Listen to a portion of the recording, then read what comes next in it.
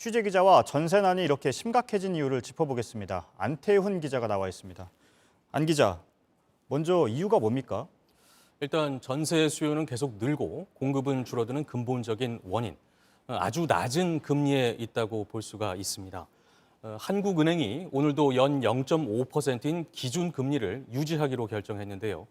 지난 3월 이후에 계속 0%대 금리입니다. 이게 전세 시장에 어떻게 반영되는지 집주인과 세입자 입장 들어보겠습니다.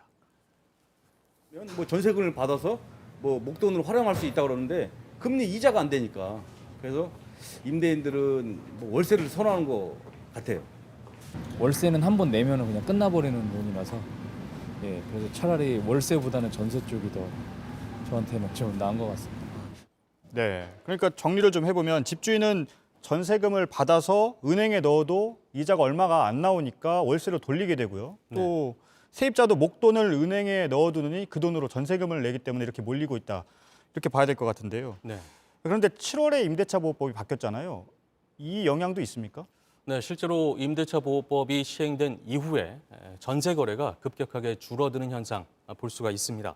지난달 서울의 아파트 전세 거래는 4,500여 건인데 임대차 보호법 시행 전인 10월보다 61%나 감소했습니다. 계약갱신 요구권, 청구권이라고도 하는데 이 때문이라는 시각이 많습니다.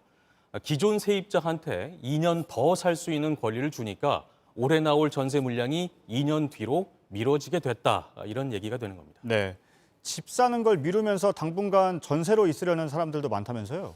네, 그렇습니다. 정부가 앞으로 한 3년여간 공급하기로 한 물량 50만 가구가 넘습니다. 3기 신도시 같은 비교적 괜찮은 입지에 상대적으로 싼 아파트를 공급하겠다라는 건데요. 그러다 보니까 일단 집을 사지 않고 전세로 살면서 이 물량을 노리는 것입니다. 또 양도세 혜택이나 재건축 입주권을 줄 때 실거주 기간을 따지기로 정책이 바뀌면서 집주인들이 세입자들을 내보내고 본인이 살려고 들어오는 바람에 전셋집 공급이 더 줄었습니다. 정부도 이런 상황에 주목하고 있습니다. 홍남기 부총리 얘기 들어보겠습니다. 예. 신규로 전세를 구하시는 분들의 어려움을 무겁게 받아들이며 전세 가격 상승 요인 등에 대해 관계 부처 간에 면밀히 점검 논의해 나가겠습니다.